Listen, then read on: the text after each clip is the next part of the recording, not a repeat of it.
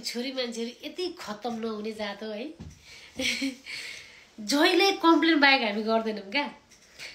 जस्तै बुढाको बारेमा हामीलाई कहिले चित्तै बुझ्दैन, आफ्नो बुढोसँग भएको गुणहरू हामीलाई चित्तै बुझ्दैन, अर्कोको बुढोसँग भएको गुणहरू कति चित्त बुझ्छ। जस्तै मेरो बुढोले मलाई किचनमा पुरा हेल्प गर्नुहुन्छ। अब अर्कोको बुढाले किचनमा हेल्प नगर्ला तर बाहिर सनकसुनुक पार्ने, होलिडे प्लान गर्ने, सपिङ गरेर ल्याउने, सरप्राइज दिने।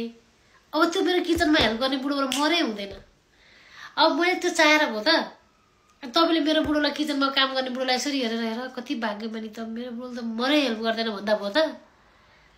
अब तपाईँको बुढोले होलिडे प्लान गरेर उहाँ होलिडेमा गएर बुरुक बुरुक नाचेर सेल्फी खिचेर टिकटक बनाएको देख्दा मलाई कति मुटु पोल्छ। अब मैले किचनमा काम गरेको बिर्सेर त्यसको बारेमा कम्प्लेन गरेर बुढोलाई अपसेट गरेर भयो त?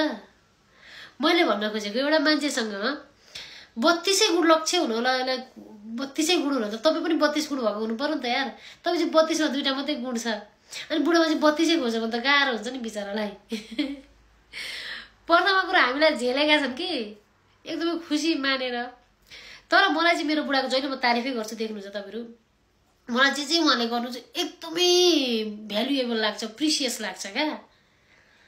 म त उसले गर्ने कुराहरू मात्रै भन्छु, नगर्ने कुराहरू अरूका बुढाहरूले गर्ने कुराहरू कति छन् नि मलाई भन्नै मन लाग्दैन क्या। के भयो त उसले गरेर? मेरो बुढोले गरे जति काम, मेरो बुढोले जे मेरो लागि हेल्प गर्छ, जे गर्छ त्यो अर्को बुढोले गर्छ कि गर्दैन के थाहा भनेर म त्यसरी लिन्छु के।